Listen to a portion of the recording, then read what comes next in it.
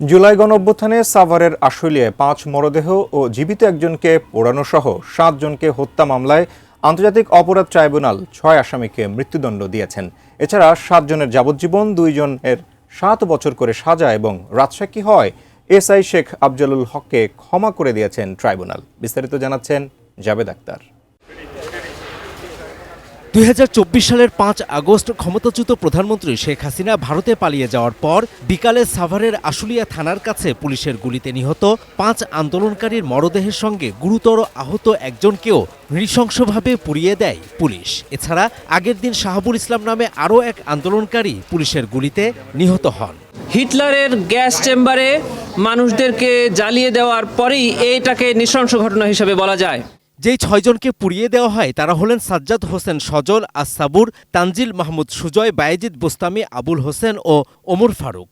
আশুলিয়ায় মোট ৭ জনকে হত্যার ঘটনায় মানবতাবিরোধী অপরাধের মামলায় সাভারের সাবেক সংসদ সদস্য মোহাম্মদ সাইফুল ইসলাম সহ মোট আসামি ১৬ জন। এর মধ্যে ১৪ জনই পুলিশের কর্মকর্তা ও সদস্য। ১৬ আসামির মধ্যে গ্রেপ্তার থাকা ৮ আসামির উপস্থিতিতে এই মামলার বিচার চলাকালে সাক্ষ্য দিয়েছেন ২৪ জন। এর মধ্যে রাজসাক্ষী হয়েছিলেন আশুলিয়া থানার সাবেক এসআই আফজালুল হক। আমি বুঝি নির্মাণের শিল্প, সালাম স্টিল বোঝে ডিউরেবিলিটি। সালাম স্টিল, মোস্ট ডিউরেবল স্টিল। বৃহস্পতিবার এই মামলার রায় ঘোষণা করেন বিচারপতি নজরুল ইসলাম চৌধুরীর নেতৃত্বাধীন ৩ সদস্যের আন্তর্জাতিক অপরাধ ট্রাইব্যুনাল ২। এই আদালত জুলাই হত্যাযজ্ঞের এই প্রথম কোনো মামলার রায় দিলেন।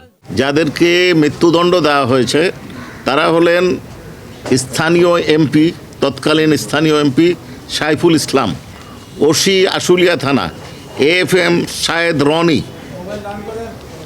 Abdul Malek SI, ASI Biswajit Saha, constable Mukul Chokdar এবং যুবলীগের সদস্য রনি ভূঁইয়া। এসআই আফজালুল হক তাকে মুক্তি দেওয়া হয়েছে। রায়ের পর ট্রাইব্যুনাল ২ থেকে বেরিয়ে কান্নায় ভেঙে পড়েন মৃত্যুদণ্ড পাওয়া আসামি পুলিশের সাবেক এসআই আব্দুল মালেক সহ কয়েকজন। যে লাশ তুলছে তার নাম আব্দুল হক, সেইখানে আমাকে এই সাজা কেন দিল?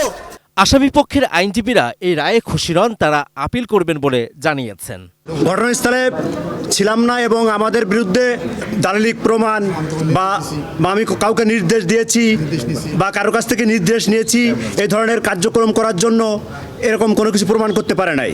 আজকে যে জাজমেন্টটা হয়েছে এই জাজমেন্টের এগেইনস্টে আমরা অ্যাপিলেট ডিভিশনে যাব। আমরা ক্ষুব্ধ, এই জাজমেন্টটা আমরা ন্যায় বিচার পাইনি। জুলাই হত্যাযজ্ঞের মানবতাবিরোধী অপরাধের ঘটনায় আন্তর্জাতিক অপরাধ ট্রাইব্যুনাল থেকে এ নিয়ে মোট ৩টি মামলার রায় হলো। প্রথম দুটির রায় হয়েছে ট্রাইব্যুনাল ১ থেকে। Javed Akhtar, ATN news, Dhaka.